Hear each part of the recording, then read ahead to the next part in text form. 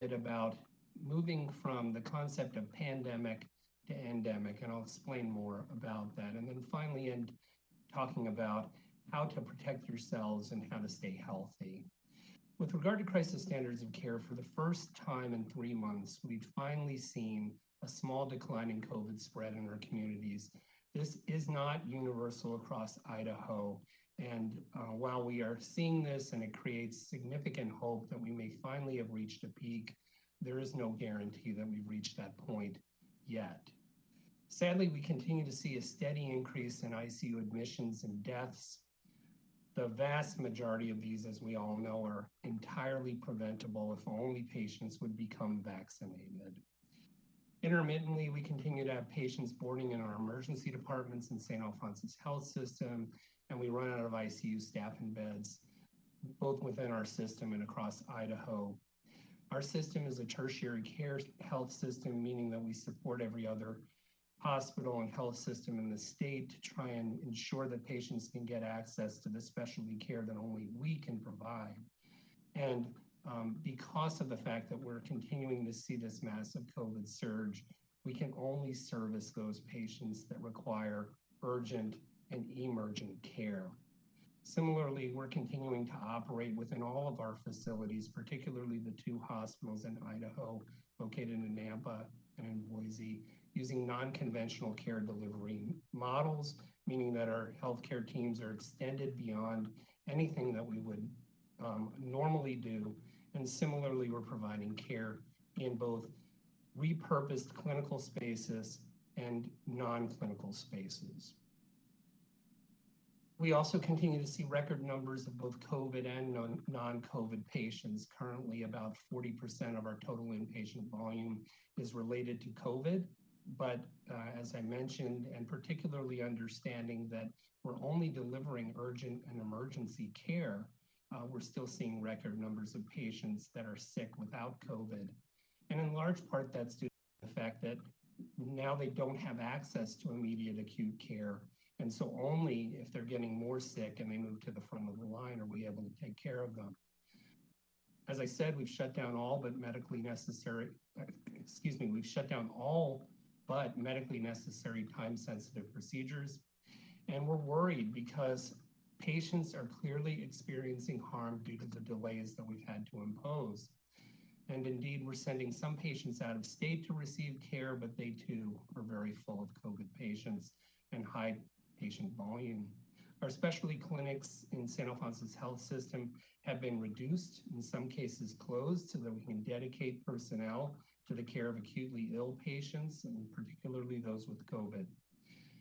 And then the last thing to recognize is that our colleagues who are protected by the vaccine, while they're experiencing lower rates of COVID than the general public, and the intensity of illness that they have if they do contract COVID from a breakthrough infection, while they are protected by the vaccine, they're experiencing trauma, they're experiencing physical and emotional stress and distress due to the fact that they're witnessing patients who are dying from this terrible disease unnecessarily. And that's what I want to talk to you about now, which is moving from the concept of pandemic, which is the unbridled spread of COVID, which does continue, to endemic, which is a recognition of the reality that COVID is with us to stay. On December 14th of 2020, I told you that that day was the D-Day in the battle against coronavirus. And sadly, today I'm here to tell you that we've lost the war, that COVID is here to stay. And the reason it is here to stay is because we cannot vaccinate enough of the public to fully eradicate the disease. And absent being able to do that and accomplish herd immunity, we now need to move into the phase of recognizing that COVID is going to be a disease to be managed for the long-term future. Part of managing that then is managing the moral injury and the burnout and emotional trauma that our employees are experiencing from watching these unnecessary deaths, as I mentioned, from unvaccinated individuals. They continue to be harassed and even worse, experience other kinds of threats from patients and their families who fail to believe in COVID and worse, believe that we are not committed to their well-being and their recovery, which we are. And so we within Saint Alphonsus Health System have now elevated significantly our efforts towards driving resiliency and recovery of our own colleagues so that they can continue to serve the rest of humanity. The last thing that I want to touch on then is how to stay healthy for the general public and frankly for each of you, how to protect yourselves and your loved ones from COVID. And it's a repeat of the same message you've been hearing, which is vaccinate, mask, distance, and hand hygiene. But we recognize that with this Delta virus or Delta variant of COVID, that breakthrough infections will occur. They are extremely unlikely to result in serious illness or death in those who are vaccinated. But who wants to get sick? And we don't want you to get sick because, frankly, we're trying to serve those who are unvaccinated and need us to save their lives. And so what we'd like you to do is, if you choose to socialize with others, be careful who you choose to socialize with. They should have the same beliefs that you do in protecting themselves, and establish social pods with those friends who you can trust. Secondly, socialize outside rather than indoors. We know that being outdoors is healthy and disseminates the COVID virus if somebody happens to have it that doesn't have symptoms. Frequent businesses that are COVID safe. Don't attend concerts and large events, whether they're indoors or outdoors, particularly in those events where the enforcement of vaccination and masking is not present. And then finally, now that we know that the immunity against COVID begins to wane with time, when you qualify for a booster dose of COVID vaccine, get it. And so with that information, and I'm happy to answer questions toward the end of our presentation, I appreciate, again, the time and opportunity to share with you. And I'd like to hand off to my colleague, I believe it's Dr. Hahn or Dr. Summer. Yeah, thank you so much, Dr. Nemerson. And can you hear me okay, everybody? We can, Dr. Hahn. Thank you. Yeah, thank you so much. I just wanted to provide a few brief updates today. One is on our ongoing efforts to increase the use of monoclonal antibodies in the state. Certainly isn't going to get us out of this pandemic, but it is going to hopefully help take some of the pressure off the hospitals and help keep some Idahoans healthier and safer and not in the hospital, even if they do come down with COVID. So I'm pleased to say that Northern Idaho, we continue to see an increase in the use there. The governor's program has that initiative there by Heritage Health has treated an additional over 100 patients since last week. In Eastern Idaho, Mountain View Hospital has also provided over 200 treatment courses since last week. So we're really pleased that those are going very strong. Here in the Treasure Valley, of course, we do have providers, including St. Al's, including St. Luke's, including some other providers that are offering monoclonal antibodies, so it is available. But we are still working on finalizing a state-funded, if you will, an additional monoclonal antibody site. However, as we allocate monoclonal antibody week by week, we have been able to utilize all of the federally allocated product that has been given to Idaho, even though we're actually seeing a little bit of an increase week over week, which we're very happy about. And this week, we actually had, for the first time, the third monoclonal antibody that was recently bought by the federal government is now available to the states, Sotrovimab. And so we will be working with the providers on the state to see who wants to, that has helped augment our total doses, and we're hoping that we can get some providers to start using that. So we're pleased how things are moving forward. Again, my reminder I give every time, these are not vaccines. They provide a passive short-term immunity that do help people not only recover from any current infection, but could provide some short-term protection from infection, but not long-lasting protection like the the months or more that a primary series of vaccine will provide, and hopefully longer with boosters and so forth. So we do urge people not to consider these as an alternative. And the other reason is that monoclonal antibody may not be there when you need it. We know that the supply, again, we're reliant on the doses given to us by the federal government. So we urge people to not consider that their number one way to protect themselves. The other thing I wanted to give a quick update on, and most of you are aware, but just that Idaho is going to be very attuned to the progress with the vaccines. And one of them is the advisory committee, the FDA's advisory committee that is meeting this Thursday and Friday. I'll be listening to as much of it as I can between other work, and I'm very eager to hear discussions on two major areas. One is the possible authorization of booster doses for Moderna and Johnson & Johnson vaccines, which of course, those of us that did not get Pfizer are very eager to hear that development. So we may have an authorization for those vaccines as early as this Friday.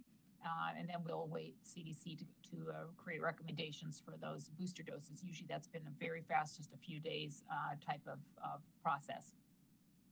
Secondly, the FDA will be discussing the idea of what's commonly referred to as a mix and match. So if someone received, let's say, one dose of Pfizer and for some reason their second dose was Moderna, can we consider those folks up to date or completely vaccinated, even though that's not a recommended process?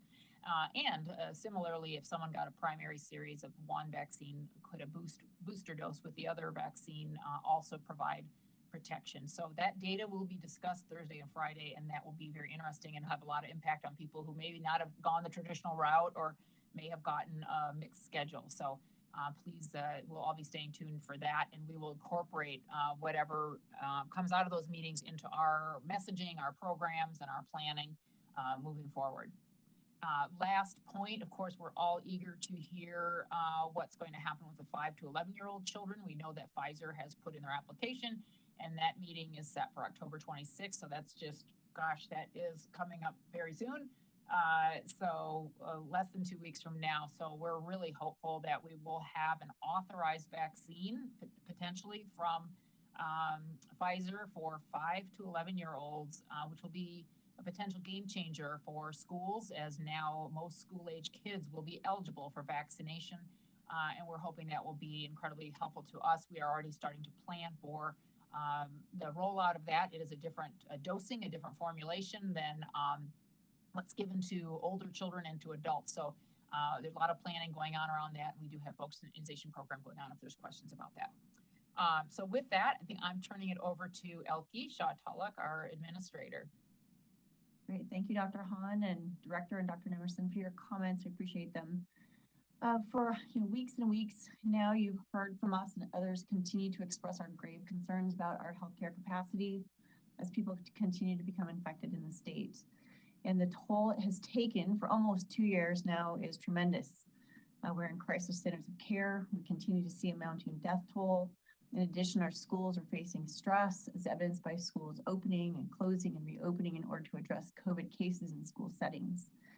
And while you just heard that we may be seeing a stabilization in cases, we are still cautious about because Halloween and many other holidays are right around the corner. And it's important for us to emphasize that we need to remain vigilant and diligent with our mitigation measures to ensure that people are not becoming in contact or continuing to flood, our hospitals, and so we can keep our schools open. Idaho continues to have high community transmission of the virus.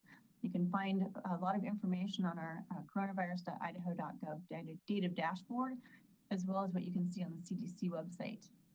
Holidays and events where people gather are ripe for the spread of COVID, as we know, particularly for those who are unvaccinated and especially for our young children. We continue to see the incidence rate among children ages 0 to 4 increase. It's important we protect them and others during these events.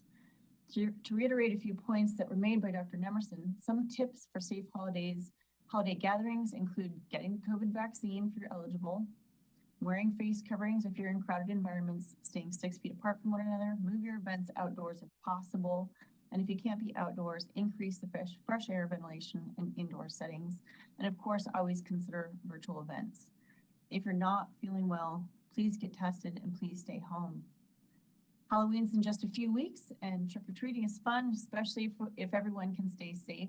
We encourage trick-or-treaters aged 2 and older to wear a mask that covers their nose and mouth to reduce the risk of encountering someone who is ill.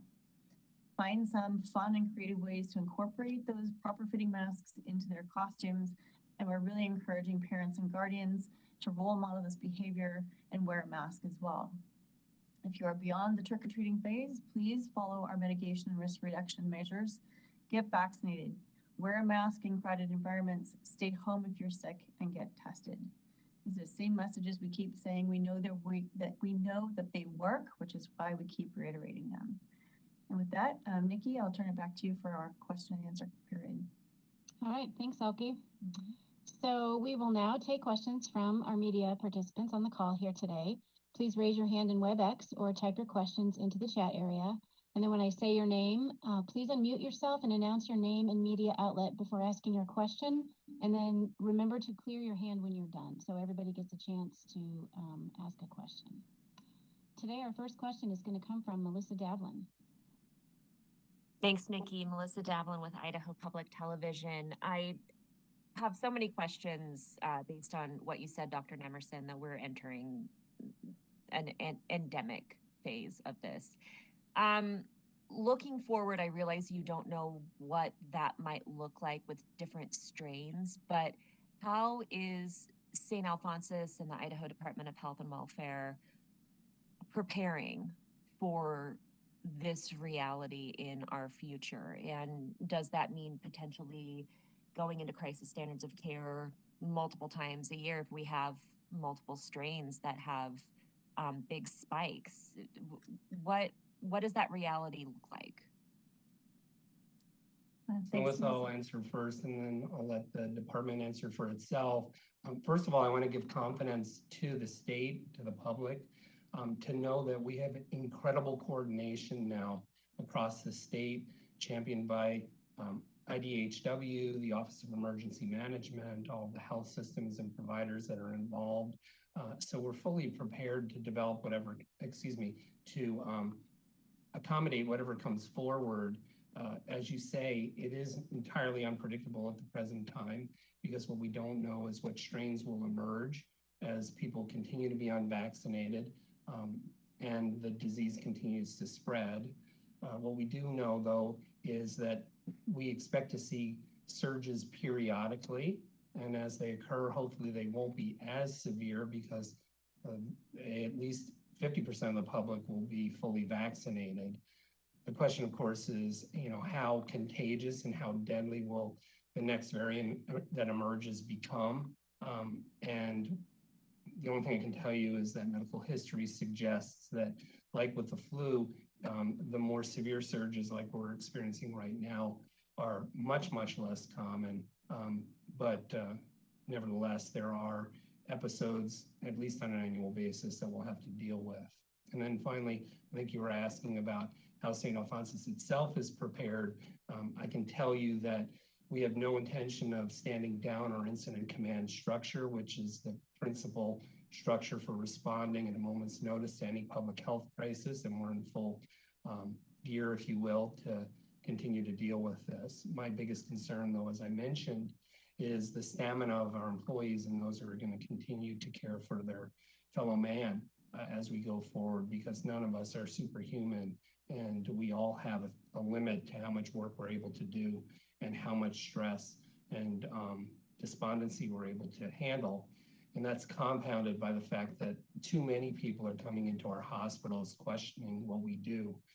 One of my leaders said to me that her greatest relief just a week ago was when a patient said to her, "You're the doctor, do what you think is best." And she broke into tears because it had been so long that she had heard somebody express that kind of confidence, meaning that too many people are not expressing that confidence, and we need to hear them more. Yeah, thank you, Dr. Nemerson, for addressing that. And from the department's standpoint, certainly I'm going to echo what Dr. Nemerson said about continuing to make sure that we're prepared. We're supporting hospitals. I feel we've built a really good relationship, and to include in the list of relationships that Dr. Nemerson mentioned is also the Idaho Hospital Association. Really working together as a great collaborative team, so we have that good foundation from what we're experiencing now.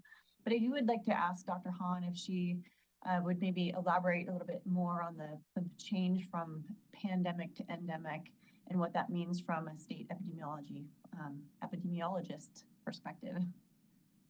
Yeah, hey, thank you, Elke. Yeah, I think that, you know, a lot of analogies are made often to influenza, and I think that's the best way to consider as we, you know, as Dr. Nemerson alluded to, I think a lot of experts now feel that we are probably, you know, this virus is not going to go away. Remember, viruses, you know, one thing we've learned is we do not understand this virus fully, and it will continue to surprise us. But it doesn't appear likely that it's going to go away. It is very likely going to continue to circulate, and we can only hope that over time it becomes a milder and more tolerable virus, if you will, kind of like some of the other seasonal coronaviruses are now. That said, especially if it turns into a winter respiratory virus, it's going to add on to our annual flu outbreaks and other respiratory outbreaks, and we may find ourselves facing more shortages or critical times. And of course, as a department, we will follow the hospitals as far as what they need and support them to try to keep them, you know, functioning and of course, working by educating the public to prevent outbreaks as best we can. But yeah, the transition, if you will, you know, I always think about the fact that 1918 pandemic, the very, very severe pandemic, influenza pandemic, that virus is, the descendants of that virus is still with us. It is one of the influenza strains that circulates to this day. So that virus never went away. And it is very possible that we'll end up in the same position with the coronavirus, as Dr. Nemerson alluded to. All right, we'll move on to our next question. We've got several lined up here, and that's going to come from Audrey Dutton.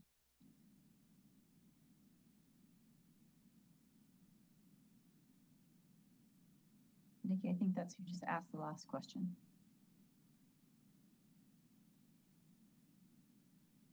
I'm sorry? Can you all hear me? There we go. Okay, thank you. There we go. Juggling a few things here. I'm wondering, there was a new preprint paper that came out that talked about loss of primary caregivers, and it estimated that nearly 500 children in Idaho have lost a parent or other primary caregiver. I'm wondering if you can talk about that at all, what you're hearing and seeing.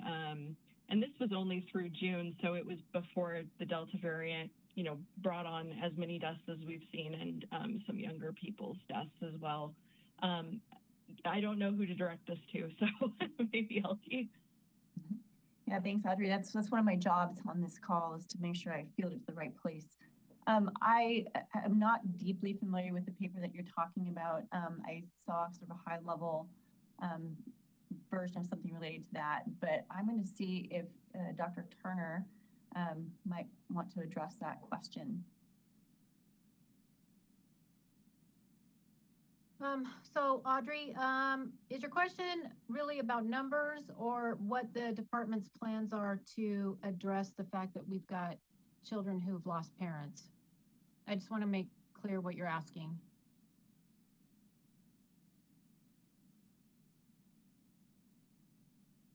And if you're talking, we can't hear you, Audrey, so sorry.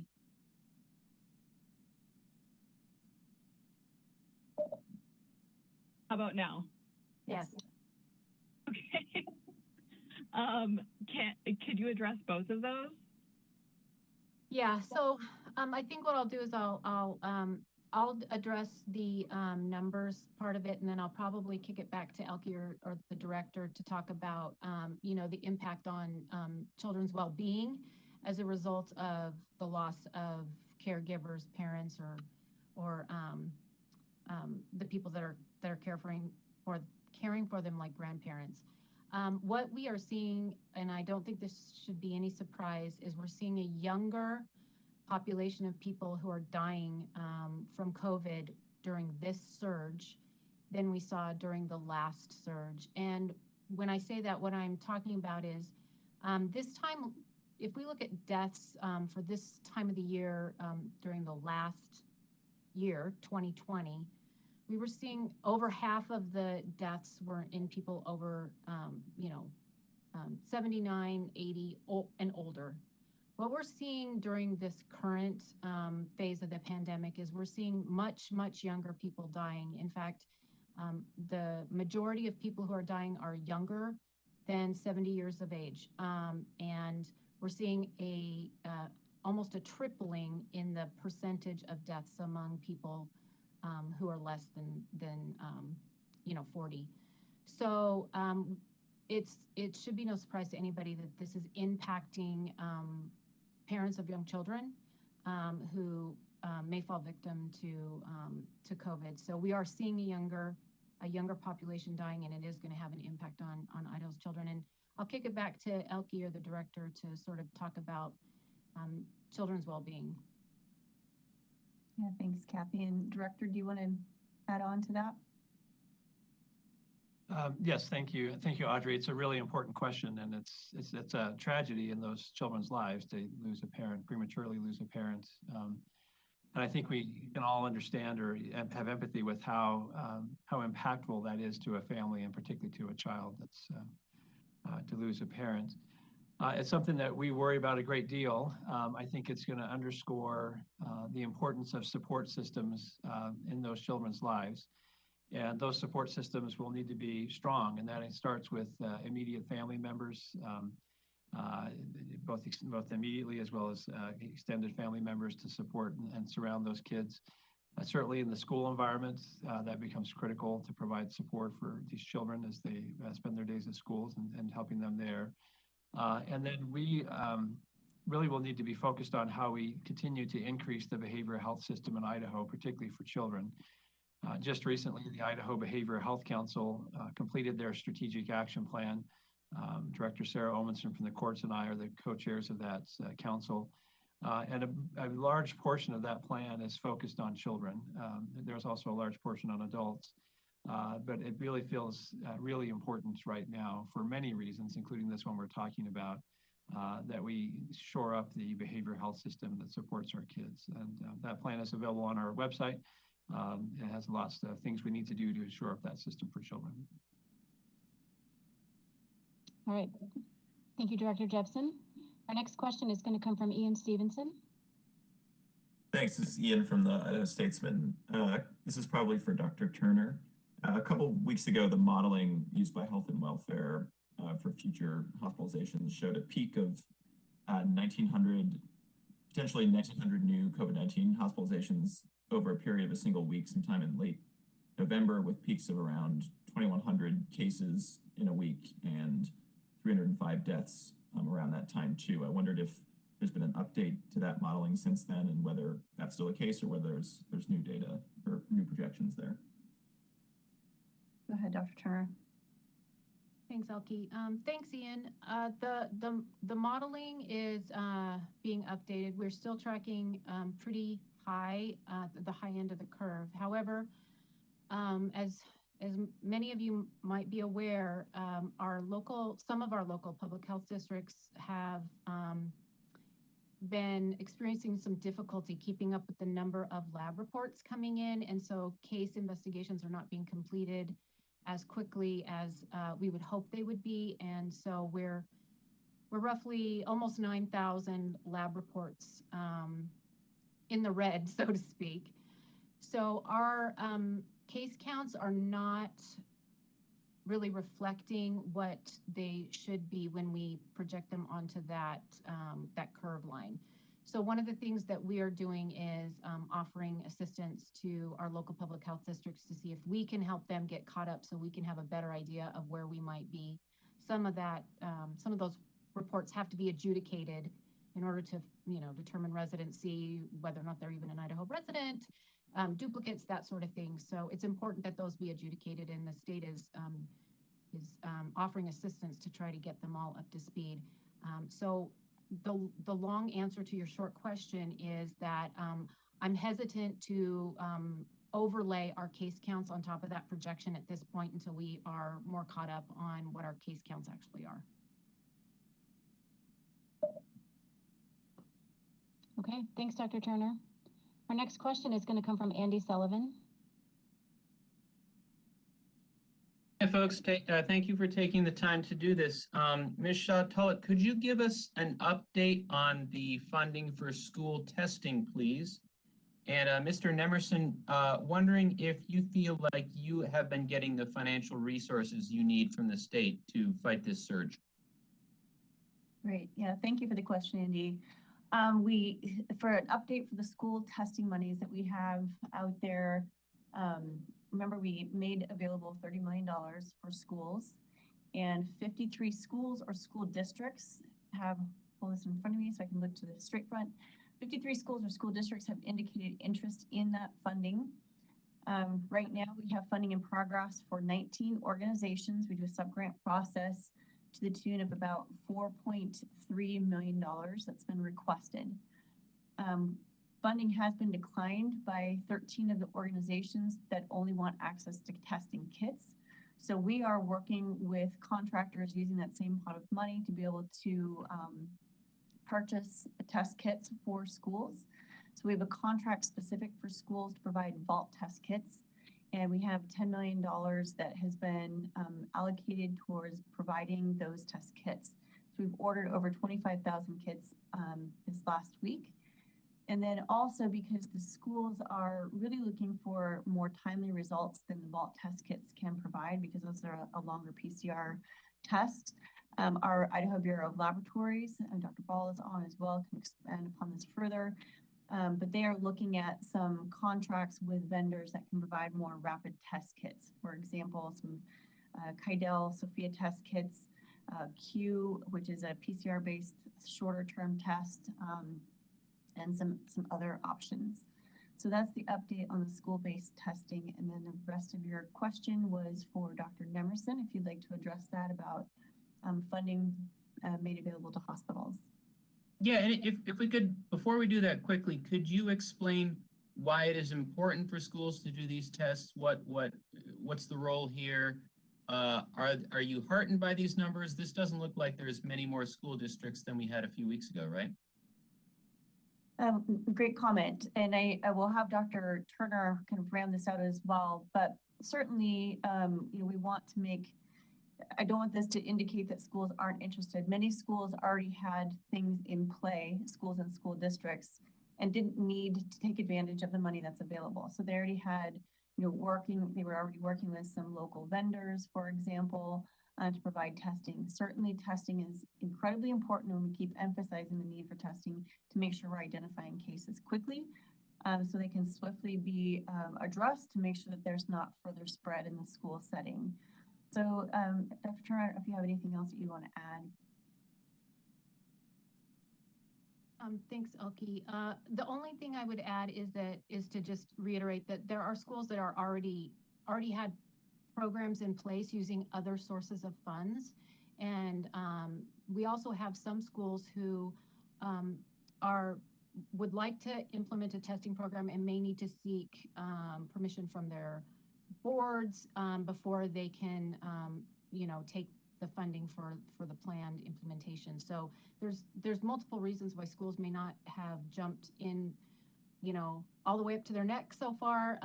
And we're just going to be here for those schools that do want to take advantage of the funding. Okay, thank you. And for Dr. Nemerson, do you feel like you're getting the funding and the financial support you need from the state and other sources for dealing with this? Yes, Andy, we are. Okay. And I got to say, I'm really grateful for the support the state's provided, and also the Federal Emergency Management Agency, FEMA. If it weren't for the personnel that we've been able to hire through the additional subsidies, because as everyone knows, there's demand across the entire United States, and so traveler caregivers can go anywhere they want to get jobs, and the salaries and the subsidies that are being paid are just out of control. Without those subsidies, we wouldn't be able to serve the patients that we're serving right now. So we're incredibly grateful, and it is sufficient at the present time. Great, thank you, everybody. All right, before we move on to the next question, I want to point out that Director Jeppesen has included a link to the Idaho Behavioral Health Council in the chat. You can find the strategic action plan there that will outline some of the additional help for children's mental well-being. Our next question is going to come from Rachel Cohen. Hi, this is Rachel from Boise State Public Radio. I think this question is for Director Jeppesen. I was wondering if the department is aware of how many healthcare organizations are in crisis standards of care or have reached that point at some point in the past month or so since mid-September. Yeah, thanks, Rachel. And Director, do you want to respond? Sure, thank you, Rachel. Excellent question. This is our first time going through crisis standards of care, and a lot of things that we thought how things would work didn't turn out to be how things actually work. And so we actually do not track at a hospital level how many are officially in crisis standards of care or not. Several hospitals have on their own indicated when they reach that point, and Saint Alice is one of those, for example. But we have many small critical access hospitals across the state. And depending on their situation hour to hour, they can actually move in and out of crisis standards of care. So if you're a small critical access hospital with 8 to 10 beds, you could spend most of the day doing just fine. And then you have that one critical patient that comes in that you are having trouble getting transferred to a tertiary care that's beyond the level of service that you are equipped to handle. And that actually puts you into a crisis standards of care situation. Hopefully that patient gets transferred and hopefully within a couple hours, and then that takes you back out. And so what we've found is that for most of particularly the critical access hospitals, it's very fluid. And so we do not try to attempt kind of who's moving in and out of crisis standards of care to track that. What we do instead is we have, and Dr. Nemerson mentioned this in his comments, we have a very robust daily process where we check in with literally every hospital in the state to see how things are going and to coordinate resources. And we find that to be way more effective and way more important than trying to figure out who's officially in crisis standards of care. Way more important that we're finding out who has resource needs and how we solve those. And that's where we really spend our time with the hospitals across the state. Okay, thank you, Director Jeppesen. Our next question is going to come from Elizabeth Hadley.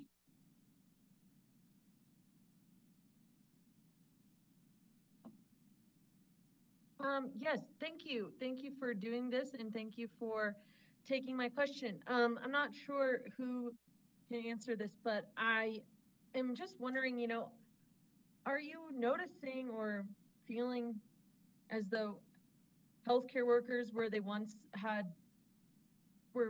were proud of their work and, felt some accomplishment? Are you noticing that maybe they're not feeling that anymore, or they don't want to, advertise that they're working in healthcare? Like, I feel as though there's this divide between people these days in everything, in every part of our lives, and it shouldn't be that way. But, especially in this where people are taking care of other people, and now maybe this is something that they don't want to, they're not feeling as they used to. Yeah, thanks, Elizabeth. I would say yes as the immediate answer to your question. You heard Dr. Nemerson mention it in the beginning. We're hearing that across the state from healthcare workers, just feeling a lot of fatigue, compassion fatigue, physical fatigue. And I want to make sure that we turn it back over to Dr. Nemerson, because I think he really had some great points that he made in the very beginning that would be great to reiterate about how his staff are feeling right now, and healthcare workers in St. Al's and others.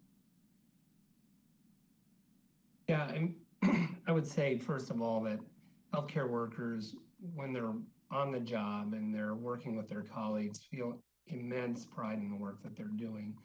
And that's manifest by the fact that they're taking voluntary extra shifts, working hours they've never worked before, and they're working under conditions they've never experienced before, stretching the teams in ways that are very innovative, but not what we would like to be doing, and caring for numbers of patients beyond any healthcare team to patient ratios that we've ever experienced before. And so there's tremendous pride in doing that, and people should feel that way. And we encourage that. And indeed, within Saint Alphonsus Health System, this afternoon, in fact, we're going to have a WebEx amongst colleagues just to communicate their experiences and demonstrate the good things they've been doing for themselves and for their patients, and also talk about the challenges and the distress that they're experiencing. But to your other point about when they're outside of our four walls, do they feel like they need to hide their occupation? Do they need to be concerned about their safety? In certain circumstances, absolutely. And I've heard story after story of colleagues being harassed by people in the parking lot. I've heard other stories about going to social events where they are challenged by people who don't necessarily share the same set of beliefs that they do, and how difficult that is, and that some of our colleagues have chosen to simply not talk about what they do for a living as a result, particularly if they can predict that they're going to be in an environment where they're going to be challenged on that basis. It's a tragedy. Thanks, Dr. Nemerson. Our next question is going to come from Hyatt Noramina. Hi, thank you. This might be a question for Dr. Hahn. Would someone be able to speak to the difference between COVID and some of the other viruses that have stuck with us over the years? Can we get a sense of how vaccination rates in COVID compared to vaccination rates of other viruses that we have as we transition into it being an endemic over a pandemic? And what kinds of challenges that might present? That's a great Dr. Hahn question. Thank you, Hyatt. Yeah, that's a great thought question. You know, a couple of things to consider. We have used vaccines to successfully eliminate, you know, some diseases, smallpox, of course, always being the flagship of that, that truly has been eliminated. But most vaccines continue to be needed, and that's why the kids today don't get vaccinated against smallpox. But most viruses and other diseases that we control with vaccines are not eliminated through vaccines. That's not usually what they do for a couple of reasons. One is that sometimes they don't eliminate transmission and carriage, and we've found that certainly with this COVID vaccines out right now that people can still acquire the infection even if they're fully vaccinated and can transmit. So that doesn't bode well for eliminating. The other problem, of course, is, as Dr. Nemerson alluded to earlier, we don't have everyone vaccinated that is eligible to be vaccinated, so we have a continued ability for the virus to circulate in the population. When we look at other, I'm going to go back to influenza a little bit, partly because it's influenza season, and every year we urge Idahoans to get vaccinated. And Idaho is one of the lowest in the country as far as our influenza vaccination rates overall. You can go on CDC's FluView website and you can see the different state immunization rates in the general population. And we're usually down there in the 30-something percent.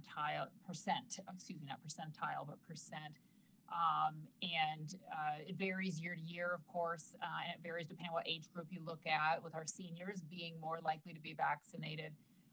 But if flu is any sort of like something to look for guidance, we continue to struggle to get people to get their influenza vaccine.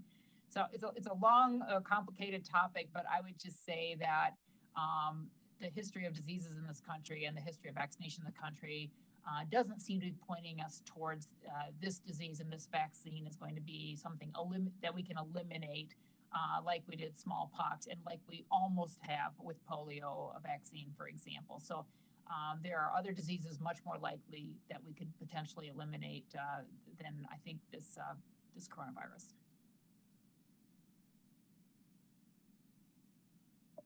Thanks, Dr. Hahn. Our next question is going to come from Ariel Dreyer. Great, thanks. This is Ariel with the Spokesman Review. Can you hear me? Yes. Yes, we can hear Perfect. you. I've been covering what's happening in North Idaho as well, and I'm curious if hospitals are asking the department to extend the financial support for staffing into this winter, and if that will be possible. And then at what point do we think hospitals would be able to get out of crisis standards of care? Thank you. Thanks. I'll take the first part of that, and then I will send the second half over to the director.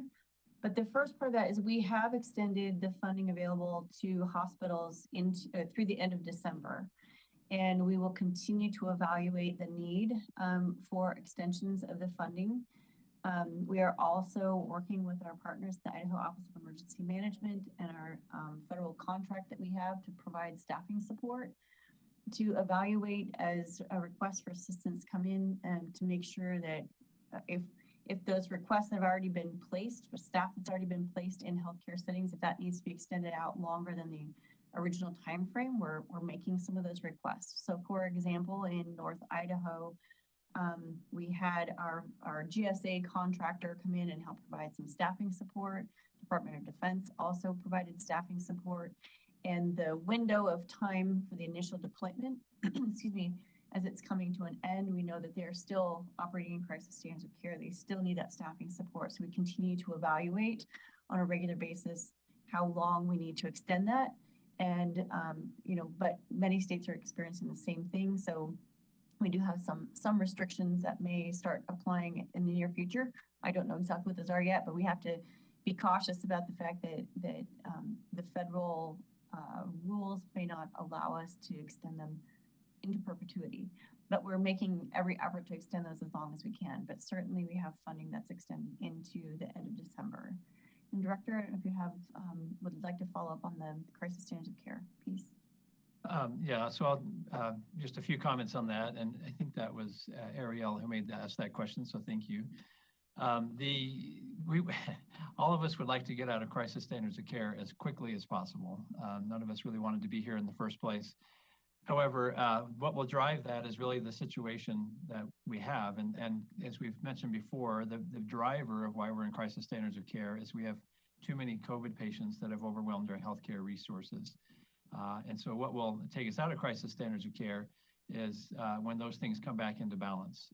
And as you heard Dr. Nemerson talk at the beginning, that we still have a large number of patients coming in, even with extra resources, and many extra resources still exceeding those resources. And so that really will be driven by the number of cases coming back down, which we hope is soon. We don't know if that's soon, but we hope is soon, until we can get back to our normal standard of care across our hospital facilities. For a slightly more technical answer to that, we have on our website the crisis standard of care documents. It's on coronavirus.idaho.gov under resources. And in there essentially is a checklist of things that we've asked hospitals to use as we go into crisis standards of care. And what we'll look for to come out is that those things become unchecked, if you will. So if we have patients that are being treated in non-traditional areas, for example, something we'll look for is that goes back to something that's more normal. Or if we have nursing ratios that are stretched beyond the normal standard of care, we'd be looking for those to come back into normal. And I would just check to see if Dr. Nemerson has anything he wants to add about the kind of how we know when we come out of crisis standards of care. Yes, Director. I think you've captured it entirely, but the way I like to put it within my own health system is it comes down to the very next patient. Can we take care of that patient the way that we used to? And when we are able to do that, then we'll be out of crisis standards of care, or at least back into contingency standards. And we're not there yet, and we're not even close. Okay, thank you, everyone. We're going to move on to our next question, and that's going to come from Kyle Fonensteel. Thanks, Nikki. This is Kyle from the Post Register in Idaho Falls. So I'm curious for when health officials will be able to say that we are on a downward slope from this surge. I know that case figures are out of whack right now because of the backlogs and test result processing. But hospitalizations have been on the decline for a couple of weeks now. And last week you said, both Dr. Jeppesen and Dr. Turner said that you weren't sure if this was the end of a peak. I'm wondering at what point will you be able to tell if we've exited a peak and how and why will you be able to tell that? Thanks, Kyle. I would like to use my phrase, we're cautiously optimistic that that's what we're seeing, but we also know that we still have that backlog of lab reports that need to get caught up. And Dr. Turner was talking about it earlier, so I will have her follow up. Thanks, Elke. Thanks for the question, Kyle. So I think one of the indicators that is the best way to determine how much virus is being circulating in the community is our percent positivity. And if you look at our percent positivity, it has declined for, a little bit every week for the last 3 weeks. I think, like Elke said, cautiously optimistic. I think if I see a decline in the percent positivity again this week, I think I think we'll lean more towards we're optimistic. It's hard to go week to week and determine a trend, but I think 4 weeks of declines would indicate to us that we may be on the downside.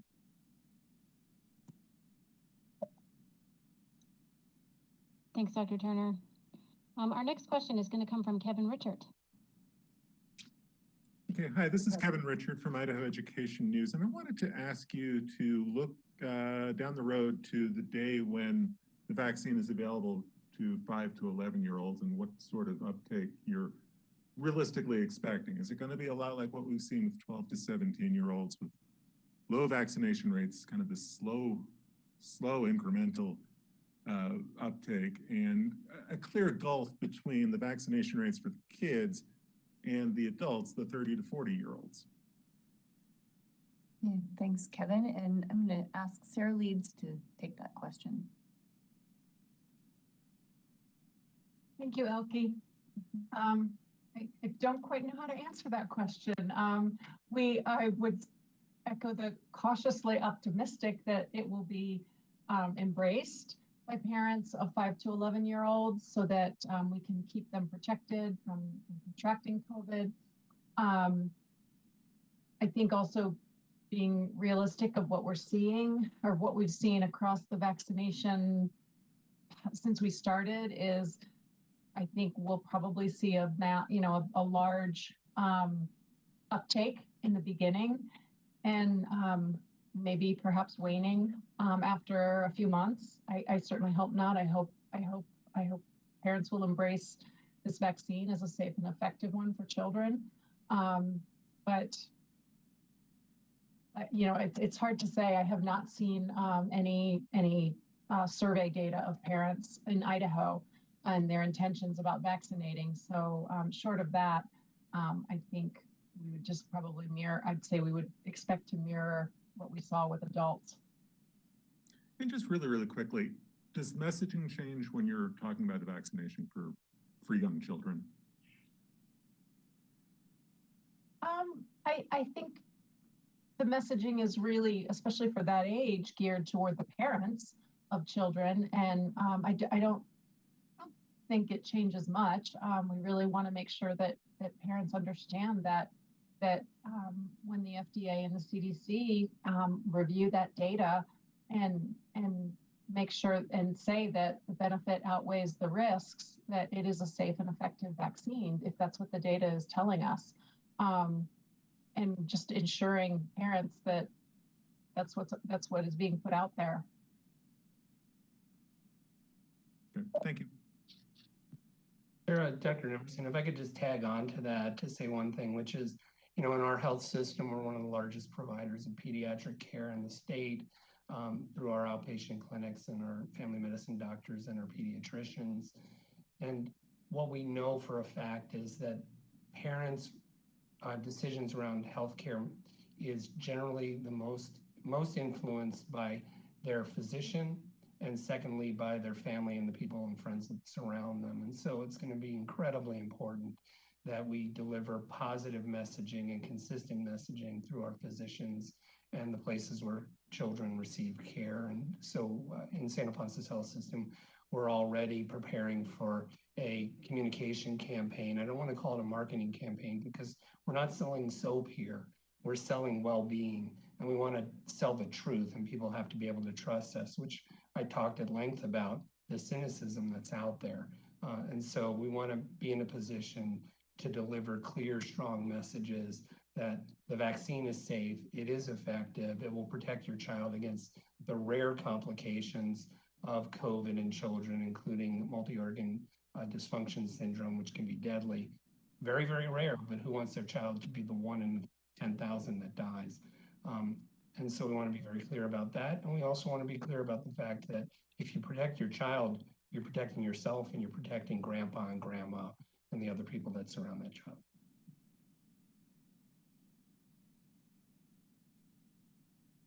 Nikki, you're muted.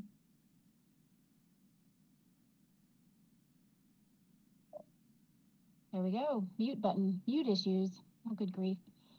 I have a couple of questions from Audrey Dutton in the chat. They're both data related, so I'm going to go ahead and ask them back to back. Dr. Turner would probably be the best person for these, and then Dr. Nemerson might want to jump in on the first one. Her first question is, if there's hospitalizations have decreased, but admissions remain high, what are the most likely reasons for this? Dr. Turner? Thanks. Audrey, that's a good question. So as you know, the hospitalization census data this is how many people are in our hospital on a given day at a particular point in time. And then admissions are really what happened the day before. And it is very possible that you could have admissions sort of plateauing or even, maybe going up a little bit and your total census declining as patients are discharged because they're recovering or they die who are hospitalized. So it is possible to have both of those things at the same time for a given moment in time. That's a data perspective. I'm going to turn it over and to Elke to kind of facilitate the rest of that question. Well, Kathy, you're totally okay to go ahead and ask Dr. Nemerson to. Oh, Dr. Nemerson, go ahead. I'll try to give you a different perspective, which is the actual clinical operations within a hospital. There's really three groups of patients now that we're seeing in our hospitals. The first are the non-COVID patients. And believe it or not, they tend to have the shortest stay these days because we're doing emergency and urgent care. We're attending to their needs quickly, and then hopefully we're getting them out of the hospital quickly. And so that's the first group of patients. They can have either an incredibly long stay because they've had massive complications that brought them into the hospital, or they have acute care needs that are rapidly addressed and they're out. And so I would suggest that that's in that group, the predominant number. Then there's the patients that have COVID, and there's two groups of those. The first are the ones who are going to end up in our intensive care units, and some of whom are going to die. The duration of that illness from the time that they become symptomatic to the time that they either recover from critical care or they pass away is generally at least 3 weeks, sometimes measured in months. And so they have an incredibly long length of stay. And then you have the other patients who recover from their COVID without needing critical care. And they have a shorter length of stay, usually measured in a handful of days. So when you add those three groups together, that determines the overall average length of stay in our hospitals. And what we've seen throughout the state and in my own system is we have these sort of, I'll call them mini waves of patients where a group of them will be in the intensive care unit, will have an extremely long length of stay, some will pass away, some will recover and be discharged, and then we get a small amount of relief, if you will. And then patients come from the general medical surgical units and fill those bed spaces. And then, as I said, the other group of COVID patients that are having the shorter length of stay. So when you're comparing the overall net effect, it's ebb and flow, if you will, that we're seeing on any given day and really any given week. Thank you, Dr. Nemerson. Audrey's second question is, are hospitals reporting the number of patients who had COVID-19 at any point in their hospitalization, or do their daily numbers only include patients who are actively on isolation that day? Dr. Turner? So, of course, it's complicated. So, Audrey, it depends on which data point you're talking about. I will tell you that if you are referring to the data that's on our COVID-19 dashboard, which is the number of patients with suspected or confirmed COVID, That is anybody who is actively in isolation as if they had COVID. It might be that they're waiting for the laboratory test, or people who have confirmed that they do have COVID-19. Our ICU is people in the ICU with confirmed COVID. So they have a positive lab test for confirmed COVID, and that's the same as our pediatric data. Now, if you're talking about a different variable that is in the HHS Protect data, I'm happy to talk with you. Maybe we can talk offline, and I can go through the data dictionary with you on how they're supposed to be answering those questions. Thanks, Dr. Turner. I have been given the green light to go a few minutes longer from Director Jeppesen. So I see we have two final questions, one from Melissa Davlin and one from Ian Stevenson. So we'll go ahead and start with Melissa Davlin.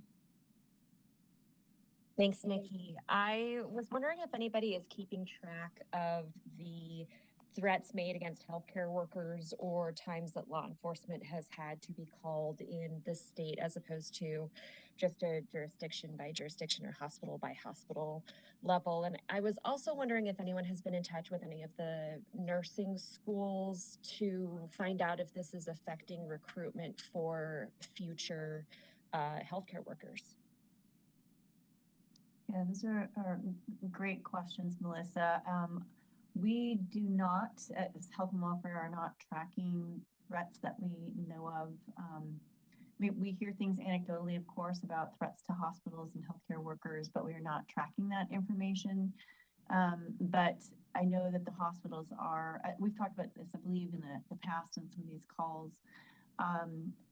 Through our emergency support functions, through our Idaho Office for Emergency Management, we can support hospitals if they need support with security measures, for example, and that's where Idaho State Police would be activated to help support that. That has not occurred yet.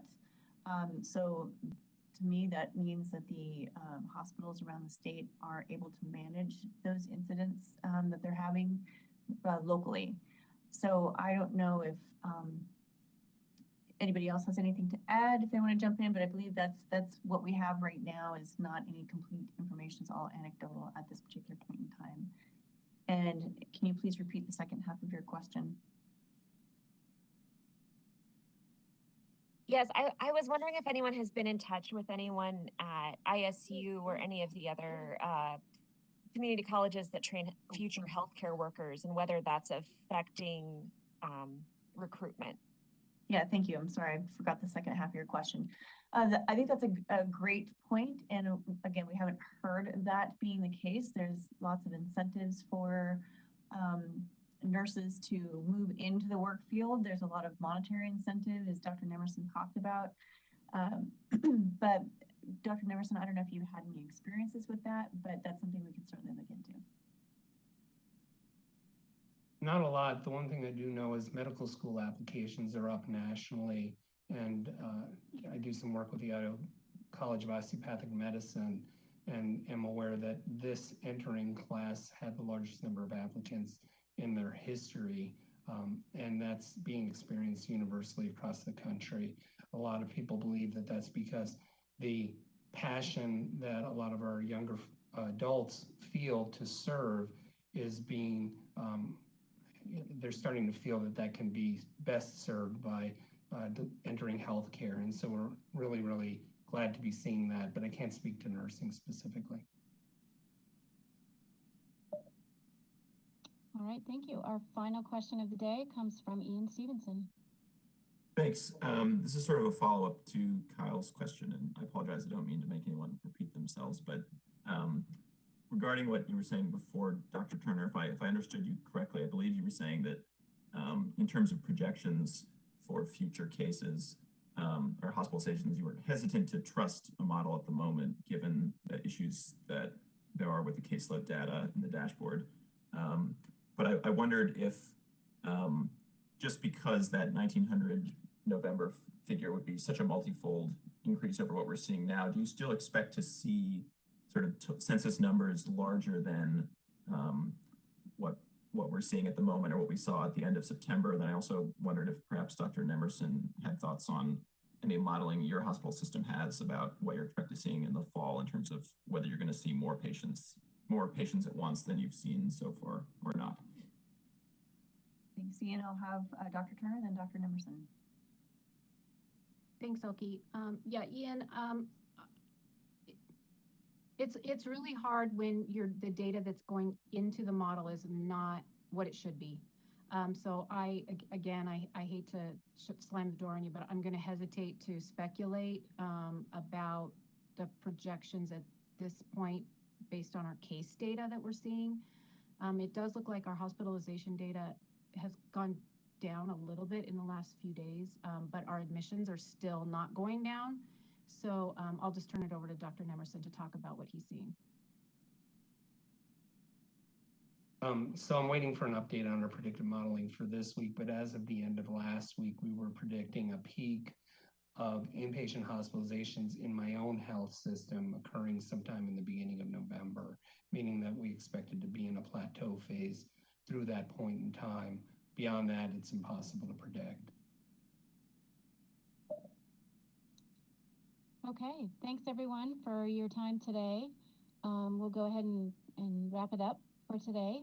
We are planning another media briefing next week, same time on Tuesday, October 19th. Thank you for joining us today.